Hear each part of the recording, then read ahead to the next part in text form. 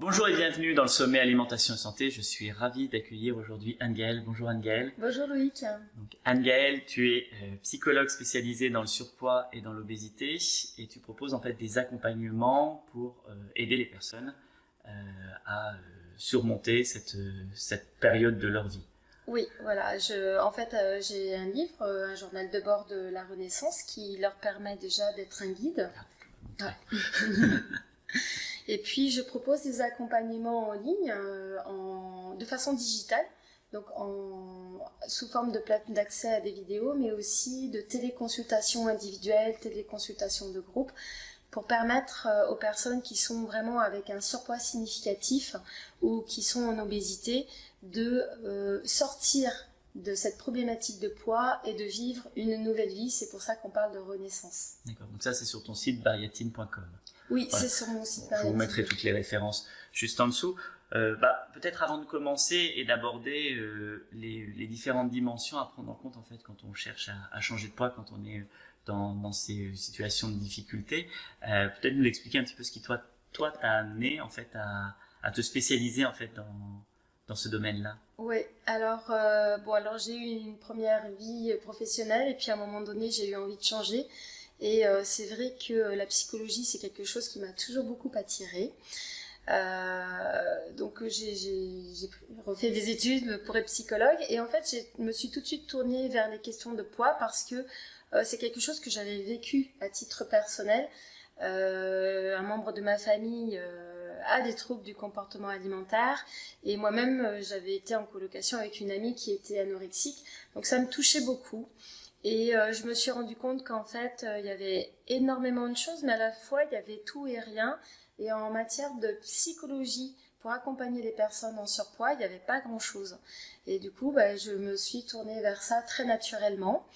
Et je suis rapidement arrivée dans le monde de la chirurgie de l'obésité, parce que là, il y a encore moins d'accompagnement.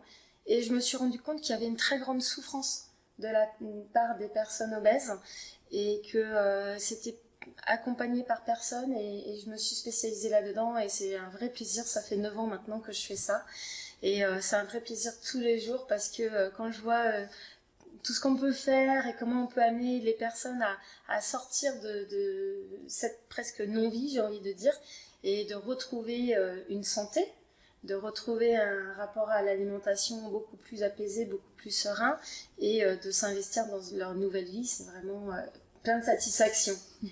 Donc, toi, ton accompagnement, tu le bases sur, tu me disais, trois grandes dimensions qui sont en lien avec le rapport à l'aliment, mais qui aussi permettent de retrouver en fait une santé en lien avec cette alimentation. Oui, c'est vrai que les personnes qui ont des kilos en trop, souvent, elles pensent qu'il faut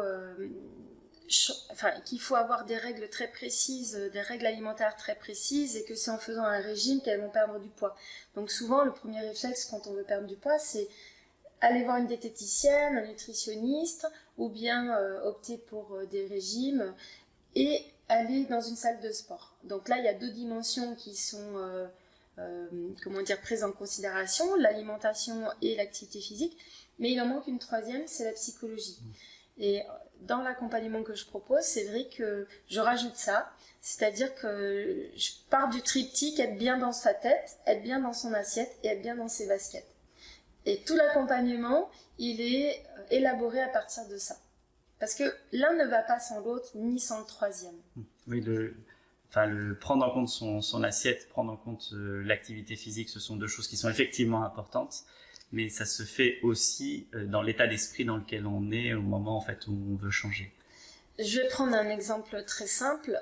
Quelqu'un qui mange par ennui le dimanche après-midi parce qu'elle est célibataire et qu'elle ne sait pas quoi faire de son dimanche après-midi, elle va pouvoir mettre toutes les règles, suivre tous les plans alimentaires du monde qu'elle voudra. À un moment donné, elle va craquer parce qu'en fait, le problème de fond, c'est qu'elle s'ennuie. Tu vois, un autre exemple très fréquent, ce sont toutes les jeunes femmes qui sont mères de bébés, d'enfants en bas âge, qui ont un sommeil très perturbé par les jeunes enfants, qui ont une journée de travail à faire, ensuite elles enchaînent avec une Merci beaucoup Engel pour ce début de présentation. Si vous voulez en savoir plus et aller plus loin avec Engel sur son accompagnement, comment tu décryptes en fait ce rapport à l'alimentation et la façon dont on peut travailler dessus, vous pouvez nous retrouver au sommet Alimentation et Santé en cliquant sur le lien qui est dans la description juste en dessous. À tout de suite.